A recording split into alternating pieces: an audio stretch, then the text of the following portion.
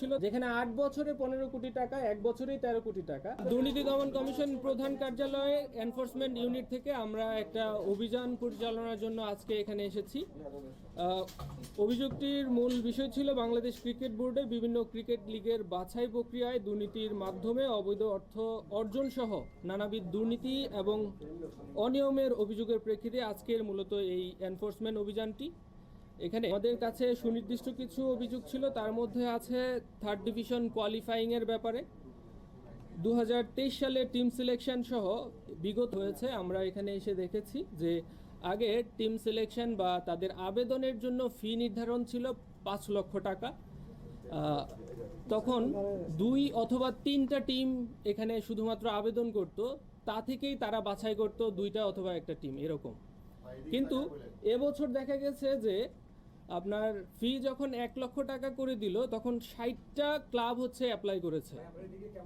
এখন আমাদের কথা হলো যে কেন আগের বছরগুলোতে 2টা বা 3টা টিম অ্যাপ্লাই করতো ক্লাব কোয়ালিফাইংয়ের জন্য, আর এখন কেন একসাথে মানে 60টা টিম অ্যাপ্লাই করেছে?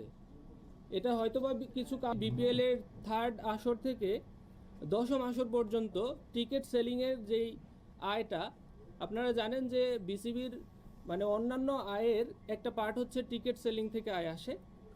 সে আয়ে দেখা গেছে যে গত 8 বছরে 3য় থেকে 10ম আসর পর্যন্ত 15 কোটি টাকা আয় দেখানো হয়েছে।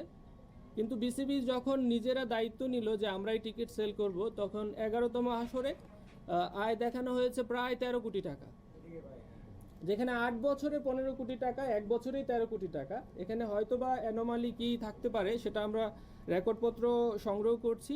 সুনির্দিষ্ট কিছু অভিযোগ আছে, সেগুলোর পরিপ্রেক্ষিতে আমরা এখানে এসেছি, রেকর্ডপত্র সংগ্রহ করছি, সেগুলো যাচাই বাছাই করা হবে। স্পেসিফিকভাবে কোন কোন ডিপার্টমেন্টে পর্যন্ত আপনারা কি কি নথি চেয়েছেন এবং কোন কোন নথি পেয়েছেন এবং মানে এভাবে সহায়তা করা হচ্ছে কিনা? হ্যাঁ, ওনাদের কাছ থেকে আমরা সহায়তা পাচ্ছি।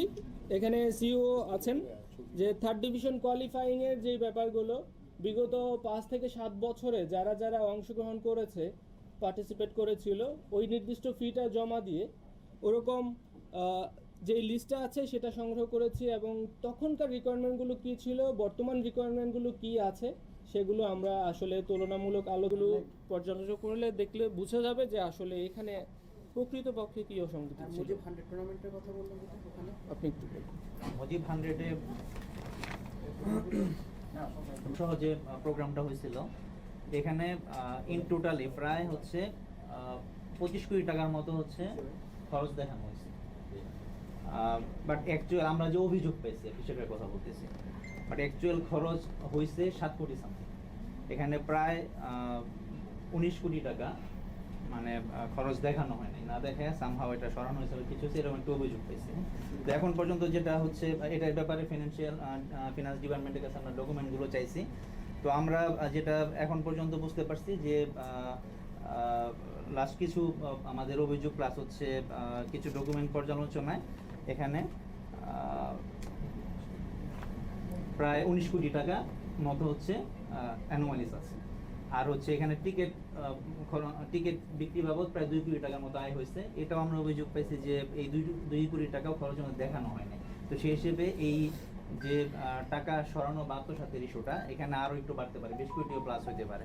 তো এটা আমরা এখন পর্যন্ত কনফার্ম হয় নাই, এটা রিলেটেড ডকুমেন্ট এখনো পাইনি হাতে। এটা ডকুমেন্ট পেলে অ্যাকচুয়াল ফিগারটা আমরা বলতে পারব। আমি আল আমিন, সহকারী পরিচালক। আমি মাহমুদুল হাসান, সহকারী পরিচালক।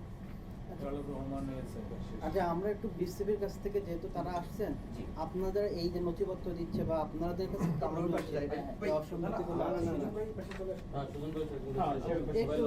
একটু বেশ স্পেসিফিক 3টা অভিযোগের কথা বলছে। এই অভিযোগগুলো ব্যাপারে আপনারা কি বলবেন? আপনি যদি দীর্ঘদিন ধরে বোর্ডের সাথে আছেন, বা এই অভিযোগগুলো ব্যাপারে আপনাদের কোনো তথ্যপত্র আছে কিনা বা আপনারা তথ্য সরবরাহ করেছেন? আপনারা ইতিমধ্যে জেনেছেন যে 3টা স্পেসিফিক অভিযোগের ভিত্তিতে ওনারা এসেছেন এবং ওনারা বলেছেন যে কোন কোন বিষয়ে এসেছেন।